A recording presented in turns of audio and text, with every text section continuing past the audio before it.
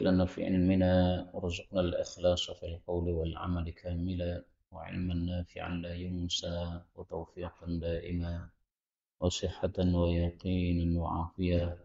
اللهم افتح لنا كل خير، اللهم اكفنا بحلالك عن حرامك وأغننا بفضلك عمن سواك.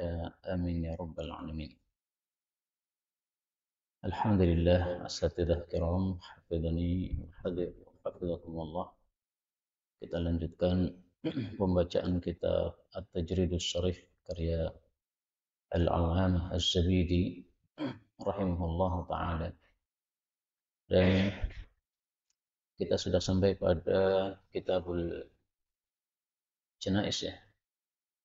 Dan pada kitab saya ini sudah pada hadis nomor 661, mungkin beda di tempat antum. An Aisyah. Fadal man yaqra.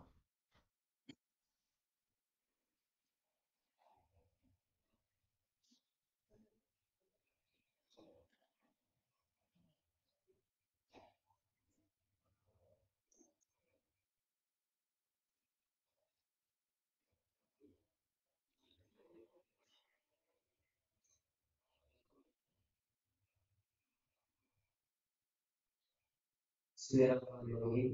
بشر رضي الله عنه قال مر النبي صلى الله عليه وسلم على يهودية يبكي عليها فقال إنهم لا يكفرون عليها وإن تعبد في قبرها.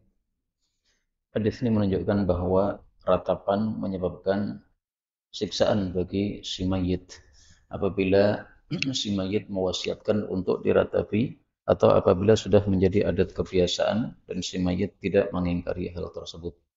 Sehingga hadis Aisyah ini tidak bertentangan dengan hadis Nabi Shallallahu Alaihi Wasallam yang lain, tapi malah sesuai dengan hadis yang lain. Fadal. باب ما يقرأ من الإله إلى الميت يعني موعظة قال سمعت النبي صلى الله عليه وسلم يقول إن كذبا علي ليس كاذب بكلمة من يدفع عليهم تحفيظ فيتبوأ مقعده من النار. Maq'adahu. من الناس. النبي صلى الله عليه وسلم يقول من نيح عليه يعذب فيما نيح عليه. Hadis ini sama dengan hadis sebelumnya. Adapun kadziban alayya, berdusta atas nama Nabi Shallallahu Alaihi Wasallam, ini baik hadisnya hadis yang isinya kebaikan atau keburukan sama saja. Karena sebagian orang-orang yang mereka menganggap sebagai sufi ya, mereka menganggap kalau hadisnya baik dipalsukan atas nama Nabi Shallallahu Alaihi Wasallam tidak masalah. Tapi ini sesuatu yang tidak benar. Jadi mereka membedakan antara kadziban alayya dengan kadziban li. Kalau hadis palsu tetapi menguntungkan Nabi Shallallahu Alaihi Wasallam, maka itu dianggap boleh. Karena kadziban li kata mereka, nah, ini tidak benar. Mau hadis menguntungkan Nabi atau merugikan Nabi, semuanya kalau palsu adalah kadziban alayya. Fadal.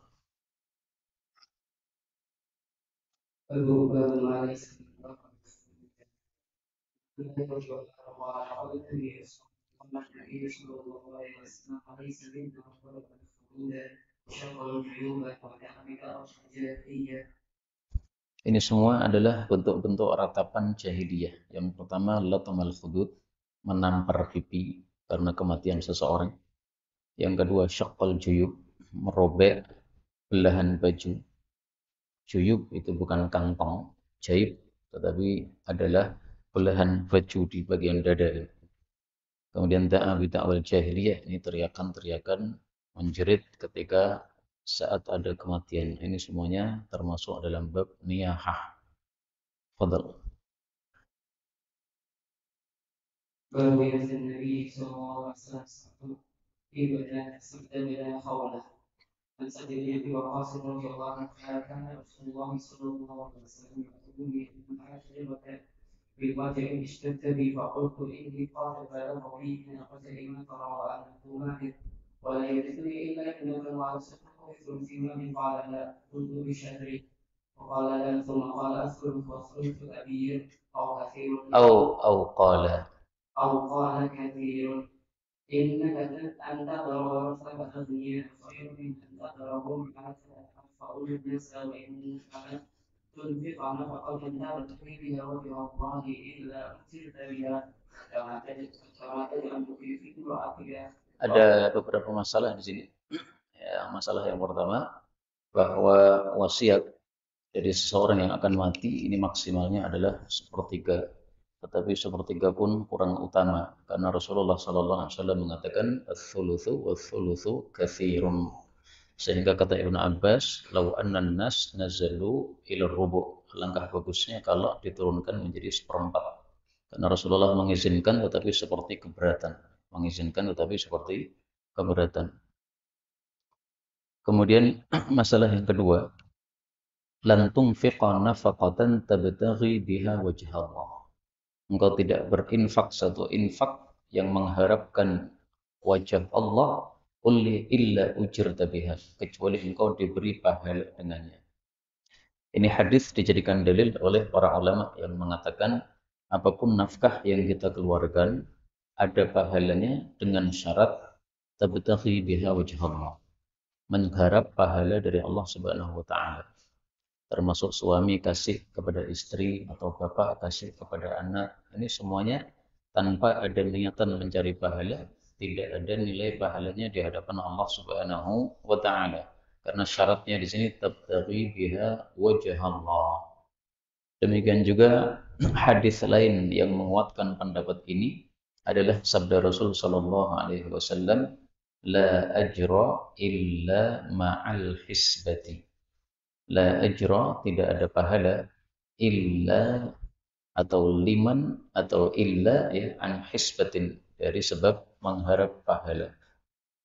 Hadis sahih. Atau dengan lafal yang lain, la ajra liman la hisbata lahu. Tidak ada pahala bagi orang yang tidak mengharap pahala. Hadis riwayat Ibnu Mubarak. Tapi ini masalah khilafiyah. Pendapat yang kedua mengatakan bahwa semua nafkah yang dilakukan oleh seorang muslim, baik ada niatan untuk mencari pahala atau tidak, ini semuanya dikasih pahala oleh Allah Subhanahu wa taala. Dan hadis-hadis yang menunjukkan hal tersebut juga kita temukan. Misalnya Rasulullah Shallallahu alaihi wasallam bersabda, "An-nafaqatu kulluha fi sabilillah illa al-bina." Nafkah itu yang dikeluarkan oleh setiap muslim semuanya bernilai fi sabilillah. Maksudnya mendapatkan pahala dari Allah. Illal bina, kecuali untuk memewahkan bangunan. Nah, itu baru tidak ada pahalanya dari Allah Subhanahu wa taala. Demikian juga hadis yang lain, Rasulullah sallallahu alaihi wasallam bersabda, "Kullu nafaqatin yunfikuhal 'abdu yu'jaru fiha illal bunyan." Semua nafkah yang dikeluarkan oleh seorang hamba, dia dikasih pahala oleh Allah kecuali untuk memewahkan bangunan. Hadis riwayat Tabarani. Nah, dua pendapat ini sebenarnya bisa kita kompromikan, yaitu bahwa setiap nafkah yang kita keluarkan ada pahalanya dari Allah Subhanahu wa taala. Tetapi kalau kita tambahkan niatan mencari pahala, maka pahalanya lebih sempurna. Sehingga sabda Nabi tadi, la ajra liman la hisbata lahu, itu maksudnya la ajra kamilan. Tidak ada pahala yang sempurna liman la hisbatalah, bagi orang yang tidak mengharap pahala. Karena itu mari kita mengharap pahala dimunculkan dalam hati. Maka Imam Nawawi dalam Riyadhus Shalihin beliau mengatakan babul ikhlas wa ihdharin niyah, menghadirkan niat, niat mencari pahala. Fadal. فقلت يا رسول الله أخالف بعد أصحابي فقال Ukhallafu, apakah saya akan ditinggalkan setelah sahabat-sahabatku? Maksudnya apakah saya akan ditinggalkan di Mekah? Karena waktu itu beliau berada di Mekah. Apakah sahabat-sahabat saya akan balik dari Mekah sehingga saya tertinggal di Mekah karena saya sakit kemudian mati di Mekah? Nah, فقال إنك لن تخلف صالح إلا استثنى به يرجى ورفعة ثم لعلك أن تخلف حتى يكفي أبيك أقوام ويكون بك آخرون اللهم اهدي لأصحاب هجرتهم ولا تردهم عن قولهم لكن الباحث صحه بالمخاولة في أمر رسول الله صلى الله عليه وسلم. Di sini ada dua kata khawlah, dua kata ukhallaf, tapi maknanya berbeda. Yang pertama, ukhallaf artinya saya ditinggalkan, yaitu di Mekah, tidak ikut pulang bersama para sahabat-sahabat yang lain ke Madinah. Kemudian thumma la'allaka an tukhallaf. Nah, tukhallaf yang kedua ini maknanya berbeda. Thumma kemudian la'allaka barangkali engkau an tukhallaf akan diundurkan. Diundurkan maksudnya akan ditambah usia kamu. Jadi kamu tidak akan tertinggal di Mekah karena kamu akan sembuh. Terus matimu juga tidak sekarang, tapi akan ditunda lagi. Nah, maka kalimat lan tukhallaf yang pertama itu berbeda dengan an tukhallaf yang kedua. Sama-sama tukhallaf tapi maknanya berbeda. Dan ini yang sering tidak diperhatikan seperti ini karena dianggap maknanya sama, padahal maknanya berbeda. Karena untuk mengetahui makna suatu kata itu perlu dilihat siyak, sibak, lihaq. Siyak itu susunan kalimatnya, sibak itu bagian awal dari kalimatnya, lihaq itu bagian akhir dari kalimatnya. Ya. Siyak, sibak, lihaq itu bisa menyebabkan berubahnya makna suatu kata. Kemudian di sini Rasulullah mengatakan lakin akan tetapi al-ba'is orang yang sangat miskin yaitu Sa'ad bin Khawlah. Nah, Rasulullah berhenti sampai di sini. Berarti ada kata-kata yang mahdhuf yang dihapus. Jadi maksud beliau adalah lakin Sa'ad bin Khawlah. Akan tetapi Sa'ad bin Khawlah itu saya sayangkan kenapa dia tidak tidak bisa meninggalkan kota Mekah ketika dia sakit tersebut sehingga dia mati di Mekah padahal dia sudah berhijrah dari Mekah menuju ke Madinah maka semestinya tidak mati di Mekah karena seolah-olah dia balik lagi ke tempat yang dia sudah tinggalkan karena Allah Subhanahu wa taala maka yarsi lahu Rasulullah menyayangkan terhadap Sa'ad bin Khawlah ini karena dia mati di Mekah padahal sudah meninggalkannya karena Allah Subhanahu wa taala. Maka sesuatu yang kita sudah lepaskan karena Allah jangan balik lagi kepadanya. Termasuk dalam bab ini adalah sesuatu yang sudah kita sedekahkan, jangan balik lagi kepadanya. Meskipun dengan cara membeli, ya enggak boleh. Saya sudah sedekahkan motor misalnya kepada seseorang, kemudian seseorang itu menjualnya, saya membelinya lagi, enggak boleh. Karena sudah saya lepas karena Allah Subhanahu wa taala. Termasuk dalam bab ini juga.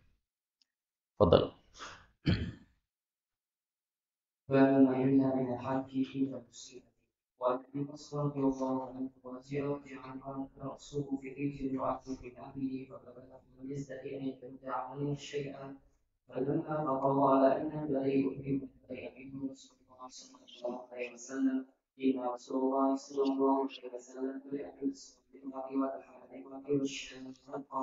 Rasulullah Shallallahu Alaihi Wasallam bari'a berlepas diri minas saliqah dari orang-orang yang teriak, wal haliqah dan yang menggundul, wasyaqah dan yang membelah, yaitu membelah tadi ya al-jaib atau belahan merobek belahan baju. Ini maksudnya adalah niyahah. Saliqah, halikah, syaqah ini semuanya ditutup dengan tak marbutah. Ini karena dulu biasa yang melakukan adalah para wanita. Tapi seandainya yang melakukan laki-laki hukumnya adalah sama. Adapun disebutkan wanita di sini karena kharaja makhrajal ghalib. Biasanya yang melakukan adalah seorang wanita yang meratapi kematian itu. Fadal. فلما جلس إلى المصيبة وعرف فيه الغسل عن عائشة رضي الله عنها قالت فلما جاء النبي صلى الله عليه وسلم قالوا إذ الحارثة وجعفر المغرب رواحة جلس يعرف فيه الغسل وأنا أقول بصائر الباب شك الباب. Suairil bab tafsirannya syaqil bab dari belahan pintu. Jadi pintu ada apa namanya belahannya yang bisa mengintip darinya. Betul. فأتاه الرجل فقال إن نساء جعفر واحتقر بكاءهن ينههن فذهب ثم أتاه الثانية فقال إنههن إنههن الله ولقد لنا يا رسول الله صلى الله عليه وسلم أنه قال فاحصوا في أفواههن التراب. Dalam hadis ini Imam Bukhari membuat judul Babu man jalasa indal musibati, orang yang duduk pada saat musibah, yu'rafu fihi al-huzn, diketahui padanya ada kesedihan.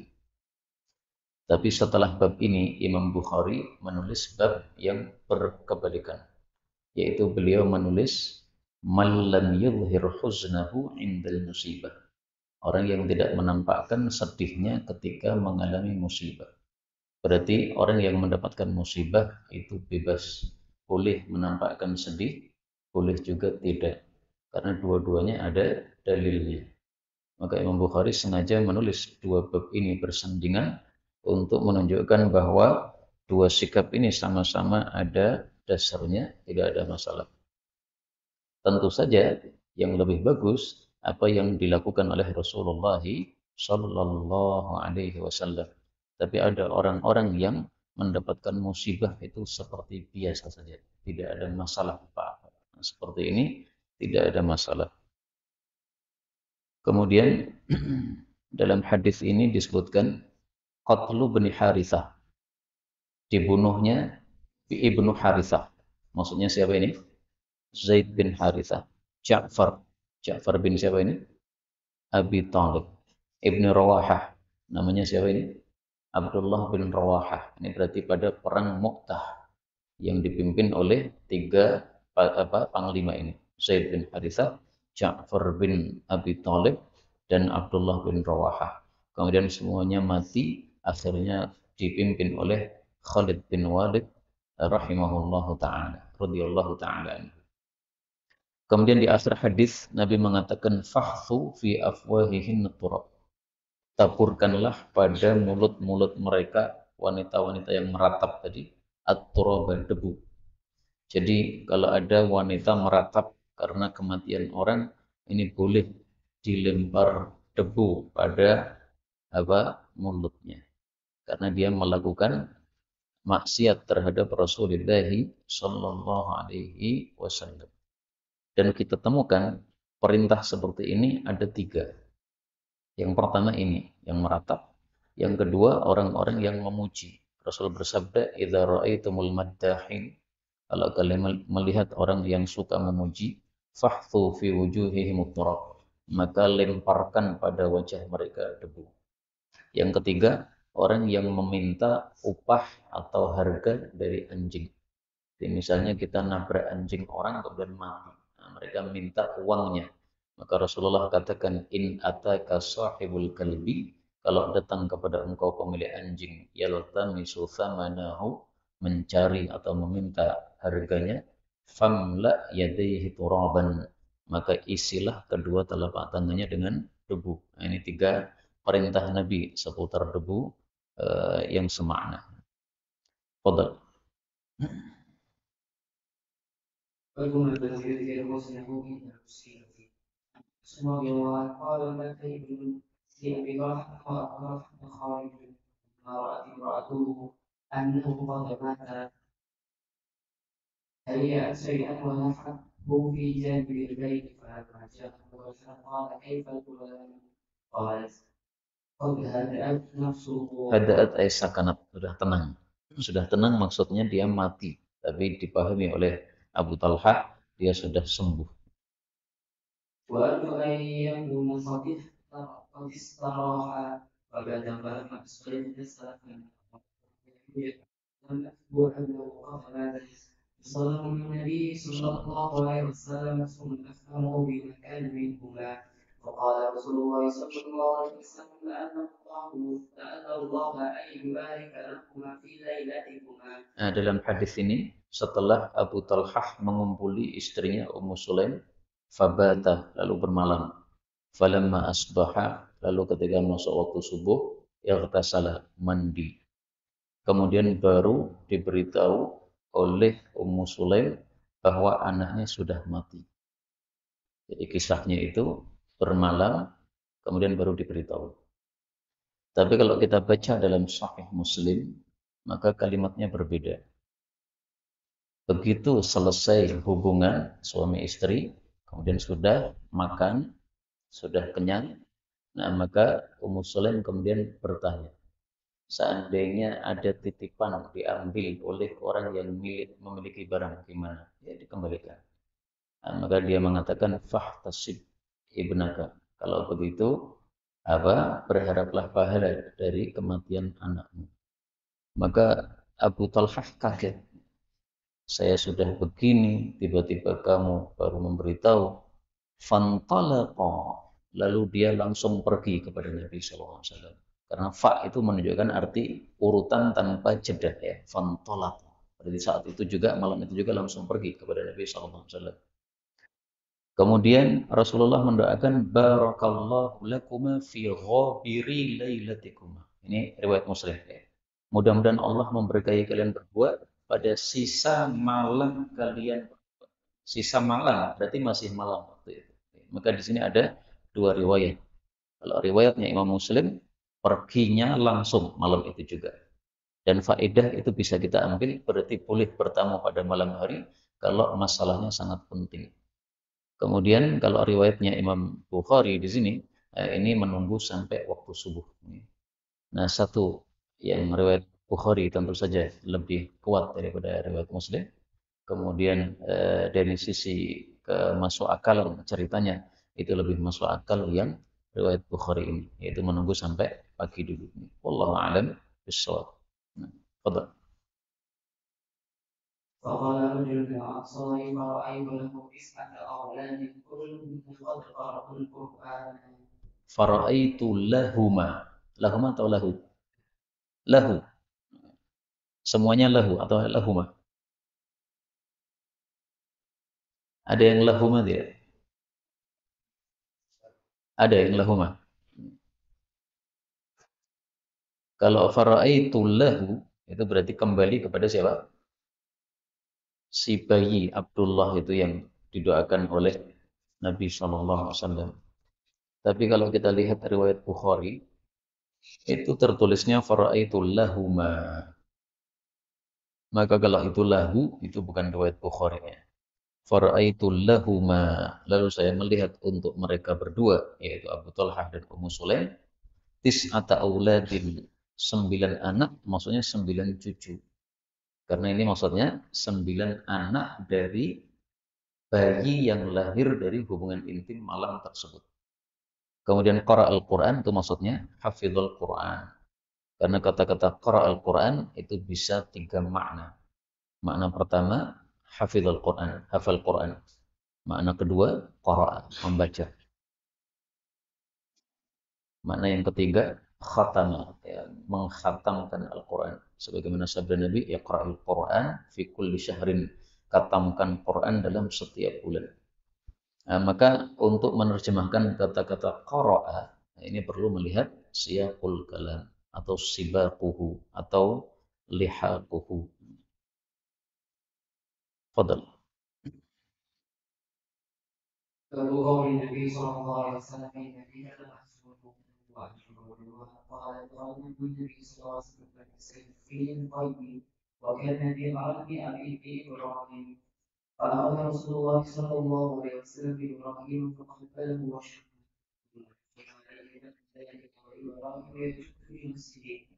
Yajudu binafsihi. Itu maksudnya sakaratul maut. Kalau diterjemahkan perkata malah jadi susah ya. Yajudu mendermawankan, mendermawankan binafsihi nyawanya. Maksudnya sakaratul maut. وجعل أيام رسول الله صلى الله عليه وسلم الذي فعل له عبد الرحمن بن عوف فقال له عبد الرحمن بن عوف Wa anta ya Rasulullah, dan engkau wahai Rasulullah, maksudnya engkau juga seperti yang dilakukan orang-orang ketika ada musibah menangis. Ini kalam ada yang mahdzuf karena sudah mafhum. Maka orang-orang Arab suka menghapus kalimat-kalimat yang mafhum sehingga menjadi ringkas seperti ini. Fadhal. قال ابن عوف إنها رحمة ثم أتبعها بأخرى فقال إن العين تدمع والقلب يحزن ولا نرى إلا ما يرضى ربنا وإن من فراقك يا إبراهيم لمسجون. ثم أتبعها بأخرى. Kemudian Nabi mengiringinya dengan yang lain. Apa ya kira-kira yang diiringi ini? Atba'aha. Nabi mengiringinya. Yang diiringi apa ini? Apa? Menangisnya, ya. Dam'ahnya berarti. Jadi Nabi sudah mengeluarkan dam'ah atau tetesan air mata, thumma atba'aha bi ukhra, netes lagi air matanya. Ini satu tafsiran. Tafsiran yang kedua, thumma atba'aha atba'al kalimah. Jadi beliau sudah mengatakan, ya ibn Aufin innaha rahmah. Ini kalimat pertama Nabi. Thumma atba'aha, kemudian Nabi mengiringi kalimatnya tadi bi ukhra dengan kalimat yang lain. Tafsirannya yaitu kalimat berikutnya, innal aina tadma'. Maka hak ini bisa kembali kepada tetesan air matanya, berarti menangis lagi, atau kembali kepada kalimatnya, berarti bersabda lagi. Maka menangis berkali-kali nggak ada masalah ketika ada musibah kematian seperti ini. Yang penting tidak sampai kepada meratap, karena di sini pun Nabi menangisnya atba'aha, ya, tetesan air matanya keluar lagi. Kemudian Ibrahim di sini maksudnya adalah Ibrahim putra Nabi Shallallahu Alaihi Wasallam dari budak beliau Maryah Al-Qibtiyah radhiyallahu taala anha. Dan Ibrahim ini wafat pada usia 1,5 tahun, dan pada saat wafatnya terjadi gerhana matahari total yang menyebabkan orang-orang menganggap itu gara-gara kematian Ibrahim ini. Fadal. إلى ابن عمر رضي الله عنهما قال اشتكى سعد الشوك شقوى له فأتاه النبي صلى الله عليه وسلم والصديق وقاص وعقيل بن مسعود لما دخل عليه وجده في غشية أهله فقال قد قضى أي قد مات. Jadi mati itu dalam bahasa Arab kalimatnya banyak, ya. Kadang disebut halaka, kadang disebut qadha, kadang disebut mata. Semuanya maksudnya sama, yaitu mati. قالوا لا يا رسول الله قال النبي صلى الله عليه وسلم فرمى فلما رأى القوم النبي صلى الله عليه وسلم قال ألا تسمعوا إن الله لا يعذب بدمع العين ولا بحسن القلب ولكن يعذب بالأداء وأشار إلى أسلامه ويرحم وإن الميت يعذب بميت. Ya, jadi hadis ini menunjukkan bolehnya menjenguk orang sakit sambil menangis, sebagaimana bolehnya menghadiri jenazah sambil menangis. Karena menangis ini termasuk rahmat yang dimunculkan oleh Allah Subhanahu wa taala dalam hati seseorang, sehingga tidak ada tercela sama sekali dalam tangisan seperti ini. Ini justru tangisan yang baik karena menunjukkan adanya rahmat di dalam hati kepada orang-orang. Dan Rasul Sallallahu Alaihi Wasallam bersabda, Ar-Rahimun yarhamuhumur Rahman. Orang-orang yang rahmat akan dirahmati oleh Allah Subhanahu wa Ta'ala. Fadal. باب ما يفهم من الموت والبكاء والزجر. عن أمية رضي الله عنها قال أخذ علينا النبي صلى الله عليه وسلم إلى البيت ووفد منا بعض غير خمس نسوة أم سليم وأم العلاء وبنت أبي صبرة Wabnati Abi Sabratan Mura'ati Mu'adzin. Ini tafsirannya. Jadi istrinya Mu'adz adalah ibnatu Abi Sabrah. وامرأتان أو ابنة أبي سمرة Au qala, karena ini rawinya ragu-ragu ya, sehingga dibaca au qala. أو قال ابنة أبي سمرة وامرأة معاذ وامرأة أخرى. Ya, jadi kalau riwayat pertama, wa ibnati Abi Sabrah imra'ati Mu'adzin, tidak ada wawunya. Berarti istrinya Mu'adz itu adalah ibnati Abi Sabrah. Tapi kalau pakai riwayat yang kedua, karena rawinya ragu-ragu, ibnati Abi Sabrata wa imra'ati Mu'adzin. Berarti ini dua orang. Ya. Istrinya Mu'adz bukanlah ibnati Abi Sabrah. Nah, makanya ini menunjukkan aunya ragu-ragu. Kalau aunya ragu-ragu, cara membacanya au qala. Ini semua kata-kata au yang menunjukkan ragu-ragu rawi. Nah, adab membacanya hadis adalah au qala, karena takdirnya au qala rawi. Hadis ini menunjukkan bahwa meratap di kalangan para wanita Arab itu sudah menjadi kebiasaan. Sehingga ketika Rasul Shallallahu Alaihi Wasallam mengambil bayat para wanita untuk tidak meratap, ternyata yang menepati janji bayatnya cuma 5 wanita. Berarti rata-rata sahabat Nabi tidak menepati janji ini. Maka diambil pelajaran bahwa meninggalkan adat itu sesuatu yang sangat susah. Tarkul adah, adawah. Meninggalkan adat adalah sama dengan bermusuhan dengan orang-orang sekitar kita. Nah, maka para sahabat-sahabat Nabi SAW ya mungkin masih pekewuh dengan orang-orang yang lain, nah, sehingga mereka masih melakukan adat meratap tersebut. Karena meratap zaman dulu itu dibentukan kepada keluarga korban, keluarga jenazah. Misalnya fulan kematian bapak. Nah, maka tetangga-tetangganya akan mengirimkan wanita-wanita untuk pura-pura meratap dalam rangka untuk menunjukkan bahwa ini orang mati, orang mulia. Banyak yang meratap. Jadi meratap zaman dulu dalam rangka membantu tetangga. Nah, maka karena ini nilainya membantu tetangga, sehingga meninggalkannya mungkin agak pekewuh. Nah, ini sudah biasa kita melakukan, kenapa tidak dilakukan? Nah, maka hal-hal seperti ini ya manusiawi ya, meskipun tetap ini satu kesalahan. Kalau sudah datang syariah itu mestinya adat ditinggalkan. Tapi kita jadi tahu seperti ini, ternyata sebagian sahabat Nabi pun ada yang melakukan hal tersebut. Fadal. باب القيام إلى الجنازة. عن أبي بن ربيعة رضي الله عنه النبي صلى الله عليه وسلم قال أحدكم جنازة فليقم ماشيا معها فليقم حتى يخلفها أو تخلفه أو توضع من قبل أن تخلفه. Ya, hadis ini menunjukkan kalau ada jenazah lewat, maka hendaklah kita berdiri. Tetapi perintah berdiri ini diperselisihkan oleh para ulama. Apakah sudah mansuh ataukah masih berlaku? Menurut madhab Syafi'i sudah mansuh perintah ini.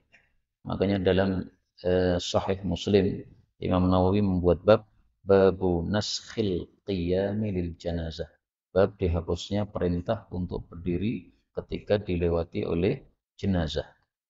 Nah, adapun hadis bahwasanya perintah itu sudah mansuh, itu hadisnya Ali bin Abi Thalib. Ali bin Abi Thalib mengatakan, qama Rasulullah sallallahu alaihi wasallam thumma qa'ada. Dulu Nabi berdiri ketika dilewati jenazah, tapi kemudian setelah itu beliau duduk. Setelah itu maksudnya di akhir hayatnya Nabi sudah tidak berdiri lagi. Nah, maka kalimat ini thumma qa'ada dijadikan dalil oleh beliau bahwasanya perintah untuk berdiri ini sudah mansukh.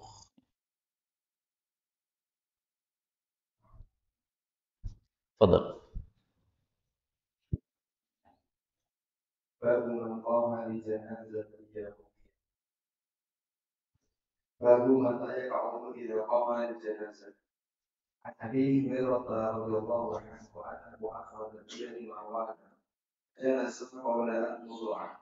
جاء أبو سعيد رضي الله عنه فأخذ بيد مروان قال قم والله لقد علم هذا أن النبي صلى الله عليه وسلم من ذلك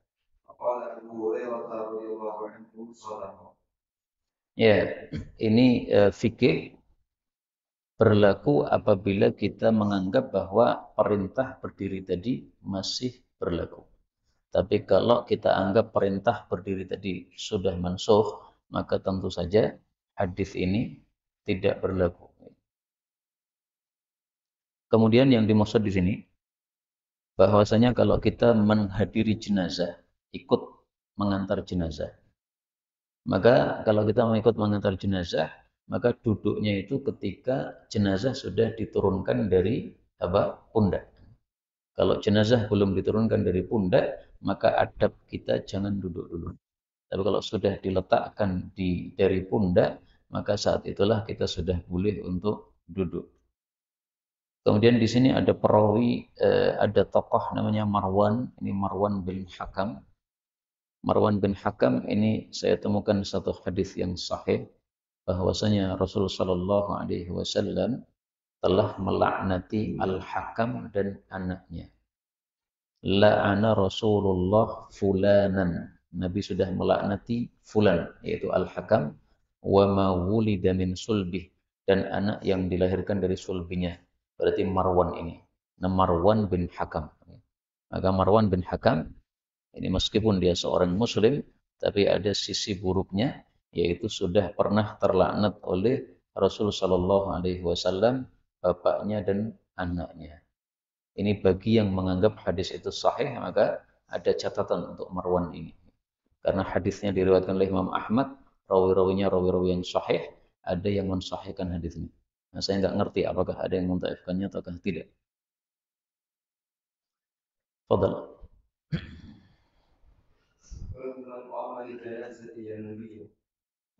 عن جابر بن عبد الله رضي الله عنهما قال جاء جنازة فقام لها النبي صلى الله عليه وسلم وقلنا يا رسول الله إنها جنازة يهودية قال إذا رأيتم الجنازة فقوموا.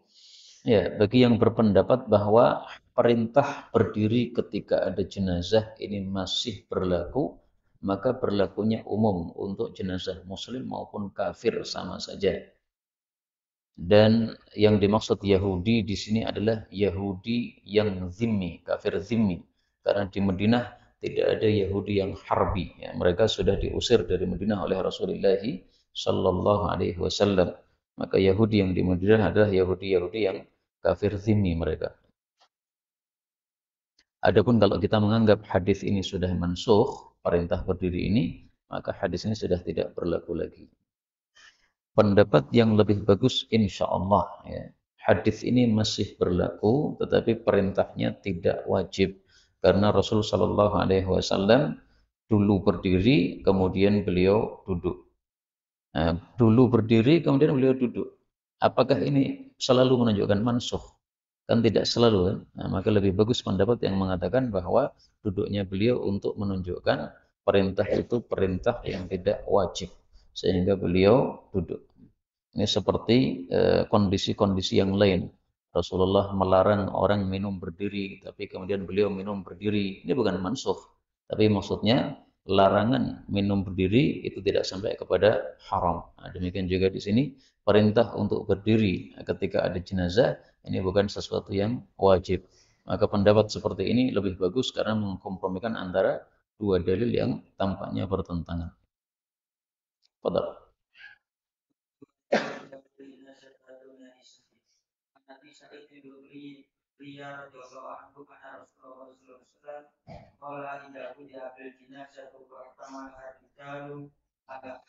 Ini kalimat ini wahtamalahar rijalu ala anatihim, ini dalil untuk bab tadi. Dan memikulnya para laki-laki di atas tengkuk-tengkuk mereka. Berarti yang memikul jenazah ini hanya laki-laki. Para perempuan tidak pantas memikul jenazah karena bukan tugas mereka untuk seperti itu. Ya, seperti jihad juga, mereka memiliki jihad yang tidak ada pedang padanya, yaitu al-haji mabrur. Fadal. Qaddimuni, segerakanlah saya. Ini suaranya jenazah yang baik. Maksudnya qaddimuni ilal khair. segerakanlah saya kepada kebaikan, yaitu kebaikan yang akan dia dapatkan ketika di kuburan nanti. Sebagaimana sabda Nabi Shallallahu Alaihi Wasallam, "Ma 'alal ardi min nafsin tamutu." Tidak ada suatu jiwa yang mati, walaha indallahi khairun, sementara dia memiliki kebaikan di hadapan Allah. Tuhibbu an tarji'a ilaikum. Dia suka untuk balik lagi hidup ke dunia, nggak mungkin. Karena dia sudah mendapatkan khair, mendapatkan kebaikan dari Allah Subhanahu wa taala. Nah, maka qaddimuni ini maksudnya qaddimuni ilal khair alladzi indallah. Fadal.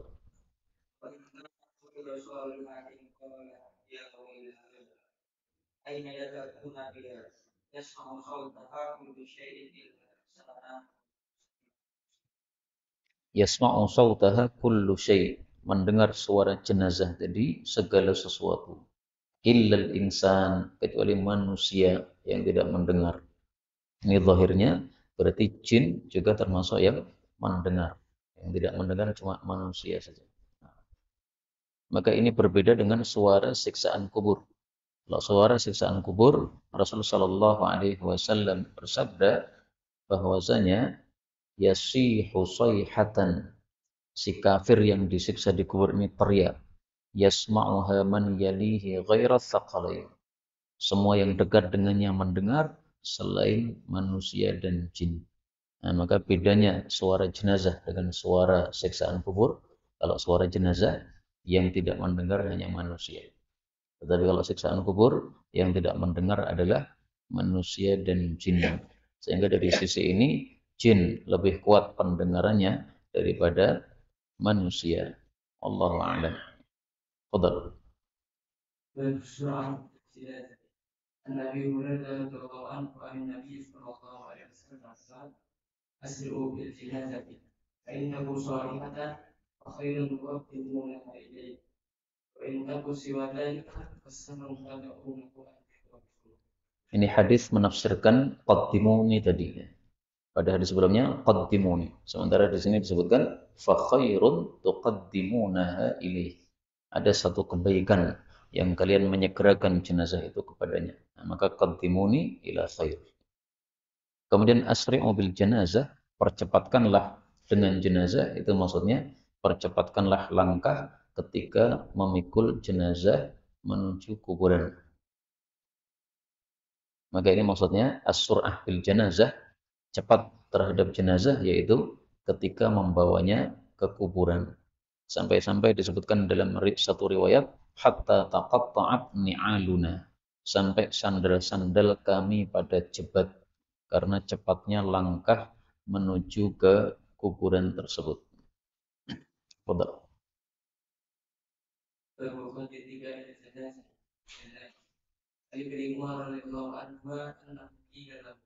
إن أبا هريرة يقول من تبع جنازة فله قراط قال ترى أبو هريرة علينا وصدقت عائشة أبا هريرة Aisyatu sebagai fa'il.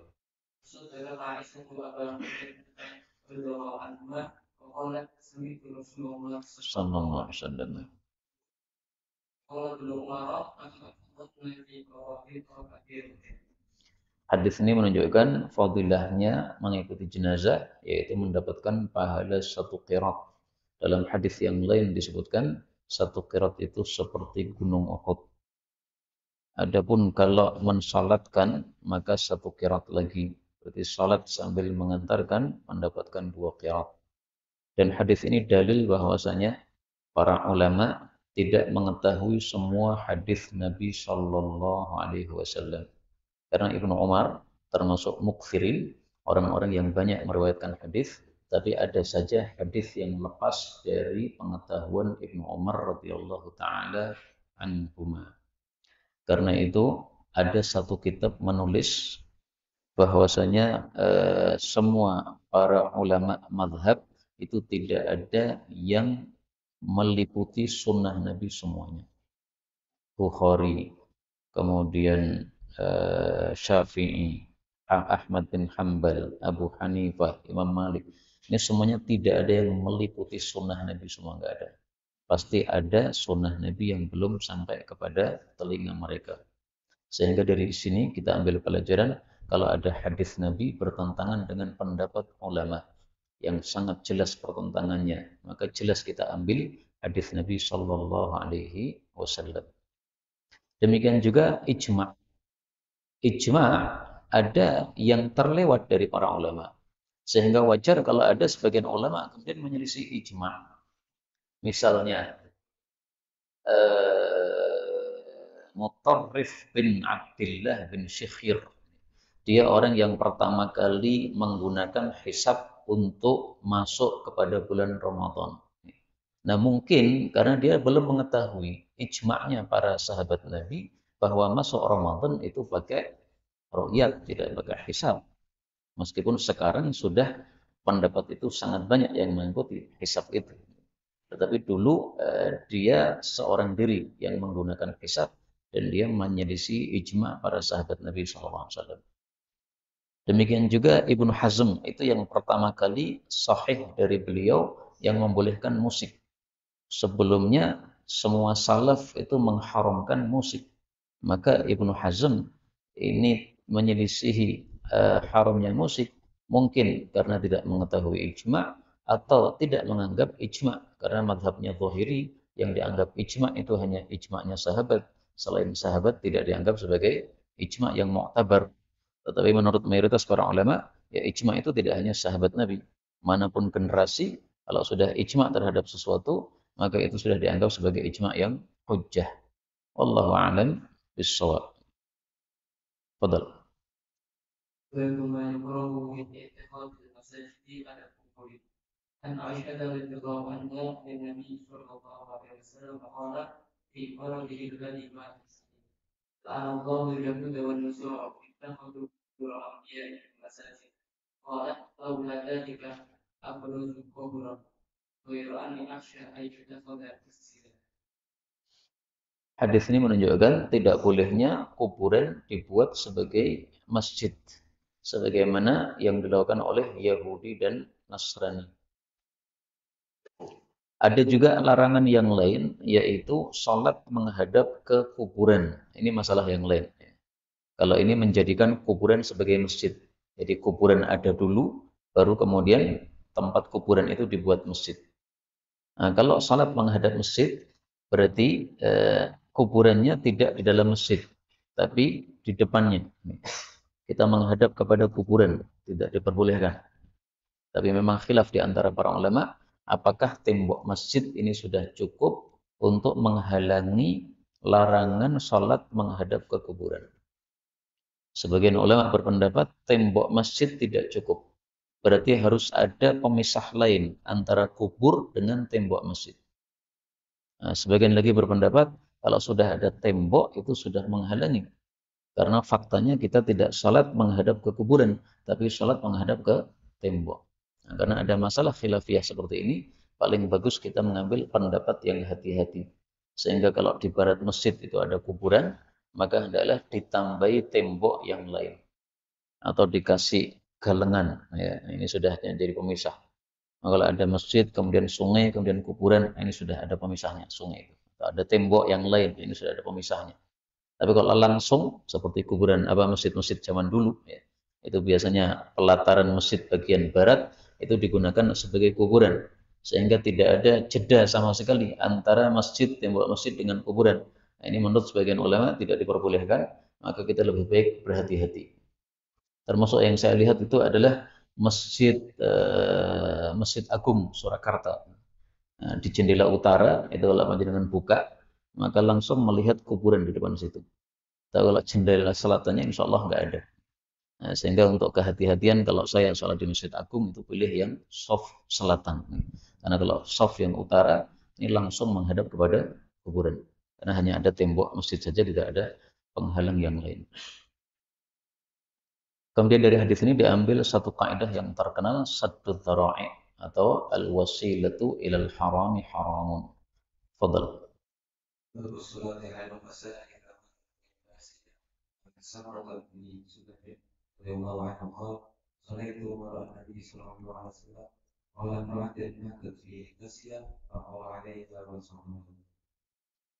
Hadis ini dalil bagi mazhab Syafi'i yang membedakan tata cara sholat terhadap jenazah laki-laki dan perempuan. Yaitu kalau jenazahnya laki-laki, maka imamnya berdiri di bagian kepala jenazah. Tetapi kalau jenazahnya perempuan, maka berdiri di bagian tengah atau di bagian pinggulnya. Adapun hikmahnya diperselisihkan oleh para ulama. Ada yang mengatakan karena kalau kita berdiri di tengah-tengah tubuh wanita itu, maka dia lebih tertutupi dari orang-orang yang ada di belakang kita atau dari makmum kita. Adapun mazhab yang lain, mereka tidak pakai hadis ini. Sehingga mazhab Syafi'i yang paling bagus di dalam masalah ini karena sesuai dengan hadis yang sahih dari Rasulullah sallallahu alaihi wasallam.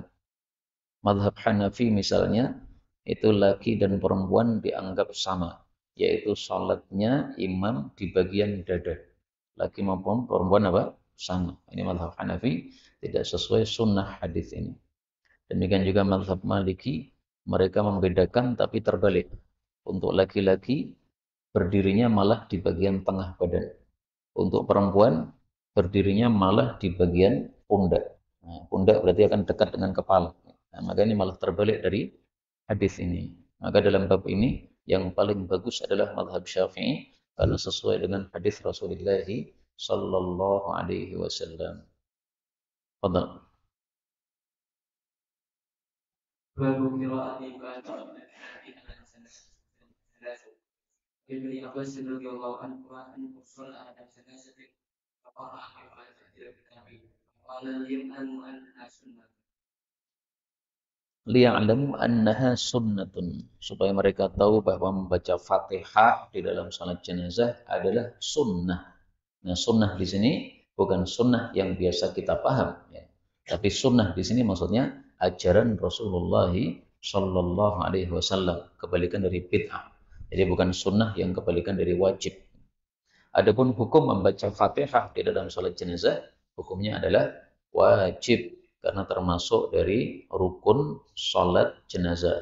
Rasulullah Shallallahu Alaihi Wasallam bersabda, "Man lam yaqra bi Fatihatil Kitabi fas-salatu khidajun," atau kama qala. Siapa yang tidak membaca Fatihah, maka salatnya itu kurang alias tidak sah. Nah, sehingga sunnah di sini bukan sunnah hukum, ya, tapi maksudnya ini sunnah Nabi, adapun hukumnya adalah wajib membaca Al-Fatihah. Termasuk sunnah yang sudah mahjurah, yang sudah ditinggalkan banyak orang, yaitu membaca surat lain setelah Al-Fatihah. Dan ini sahih, diriwayatkan oleh Imam Syafi'i dalam kitab Musnadnya. Qara'a bi Fatihatil Kitab wa surah. Beliau membaca Al-Fatihah, kemudian nambah satu surat lagi. Maka paling bagus sunnah ini dihidupkan. Kalau salat jenazah, kita hasum para jamaah membaca Fatihah tambah satu surat yang lain, Al-Ikhlas atau yang lain. Kemudian yang dimaksud faqara'a, Ibnu Abbas membaca, ini maksudnya membaca dengan suara yang keras. Padahal sunnahnya Fatihah dalam salat jenazah dibaca dengan suara yang sir. Nah, maka diambil pelajaran dari sini atau diambil kaidah dari sini, yughtafaru fit ta'limi ma la yughtafaru fi ghairihi. Di dalam makom ta'lim mengajarkan ini boleh dilakukan sesuatu yang pada makom yang lain tidak boleh dilakukan. Nah, maka kalau kondisinya kondisi biasa, jangan dikeraskan Fatihah dalam salat jenazah karena tidak sesuai sunnah. Tapi kalau makomnya makom ta'lim mengajarkan, nah, maka tidak ada masalah sebagaimana yang dilakukan oleh Ibnu Abbas radhiyallahu taala anhu.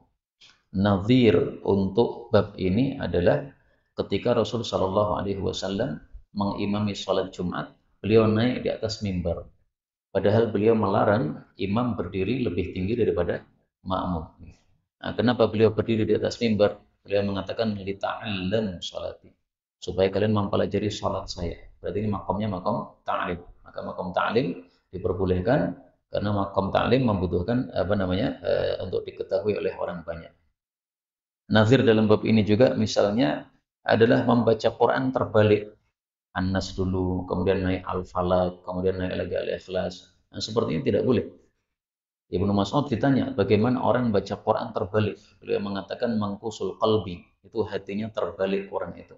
baca Quran yang urut ya, dari Fatihah, Baqarah dan seterusnya.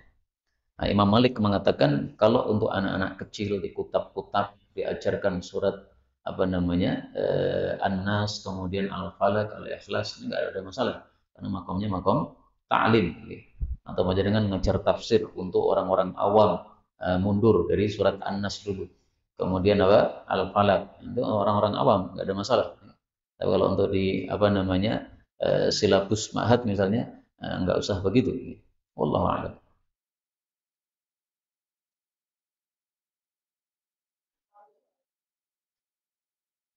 Fadal. باب من يسمع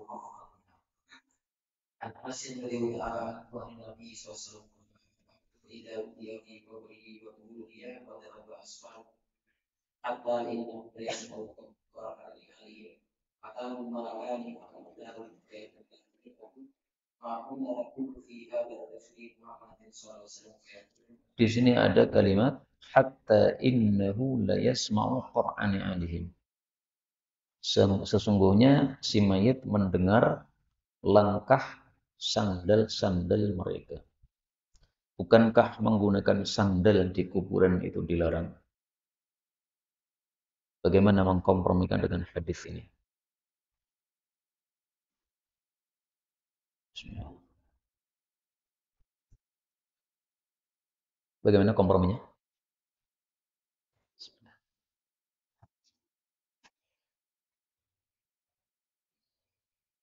Dikompromikan oleh masyayikhuna bahwasanya kuburan itu ada jalannya. Dan kuburan itu ada yang area pekuburannya. Nah, yang dilarang untuk pakai sandal itu area pekuburannya. Tapi kalau jalan yang ada di tengah-tengah kuburan, maka itu boleh kita pakai sandal. Nah, sehingga la yasma'u qur'ani alihim, si mayit mendengar langkah sandal, itu langkah sandal di jalan kuburan. Karena dalam hadis tentang larangan pakai sandal di kuburan itu disebutkan yamshi bainal kubur. Orang yang pakai sandal itu berjalannya di antara kuburan-kuburan, berarti di area pekuburannya, tengah-tengah pekuburannya, dia nggak boleh pakai sandal. Tapi kalau di jalannya maka tidak ada masalah. Ini kompromi antara hadis ini dengan hadis yang melarang. Betul. فيقول أشهد أنه عبد الله ورسوله فالقول فبلغ الله بها وإنها سنتي قال النبي صلى الله عليه وسلم سمع قائل على المنافق فيقول العدل كل ما يقول المسلم فيقالوا لا تبين ولا تبين ثم يطلق بثقتين من حديد بين عينيه فيسيب صيحة يسمعها Ini yang saya sebutkan tadi, bahwa siksaan kuburan itu didengar oleh semua makhluk illa tsaqalain, kecuali jin dan manusia. Adapun suara jenazah maka didengar oleh semua makhluk selain manusia. Ini yang dapat kita baca, sudah 1 jam. Wallahu a'lam bishawab. Walhamdulillahirabbil alamin. Kalau ada tambahan atau pembahasan dipersilahkan.